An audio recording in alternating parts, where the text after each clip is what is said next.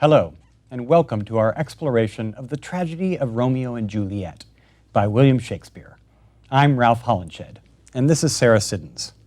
We'll be your host today as we learn more about one of Shakespeare's most famous plays. Thanks, Ralph. Many of Shakespeare's plays relied on earlier stories for their basic plot and central characters, and Romeo and Juliet is no exception. Here, the tragedy of two young lovers is based on an Italian tale that was translated into an English poem by Arthur Brooke in 1562. Shakespeare wrote his play somewhere between 1591 and 1595, so many of his audience members would have been familiar with the story already. When they paid their admission to the theatre, they would have known they were going to be in for a lot of heartbreak. This is a good clue about Shakespeare in general. We watch or read his plays, not so much for the drama of what will happen, but for the depth and beauty of how things happen. We study Shakespeare for the characters that he brings to life, for the way they respond to life's promises and challenges, and for the words that they say to each other and to us along the way.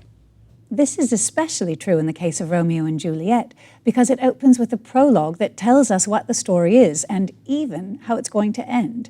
It's delivered by a chorus, a single actor who's not one of the characters from the play. This is one of only 3 times that Shakespeare opens one of his plays with a prologue delivered by a chorus. The prologue is short, but it's pretty dense, so perhaps we ought to run through it, Sarah. Sure, let's take it piece by piece, Ralph, and you can help our audience understand what's being said. I'm ready when you are. 2 households, both alike in dignity, in fair Verona where we lay our scene, from ancient grudge break to new mutiny, where civil blood makes civil hands unclean. So, in Verona, a city in northern Italy, 2 distinguished families, the Montagues and the Capulets, have been bitter enemies for centuries, probably for reasons that nobody really remembers. The chorus here tells us that their feud has erupted again, and just like rival gangs in a modern city, the violence between them has affected the entire community. From forth the fatal loins of these 2 foes, a pair of star-crossed lovers take their life, whose misadventured, piteous overthrows do with their death bury their parents' strife.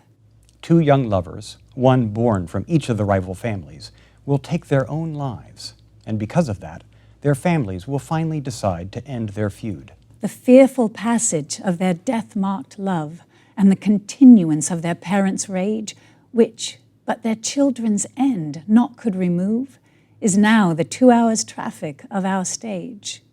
The story of their love, and of the feud that only the death of the lovers could bring to an end, will be the story for the next 2 hours on stage. The which, if you with patient ears attend, what here shall miss, our toil shall strive to mend.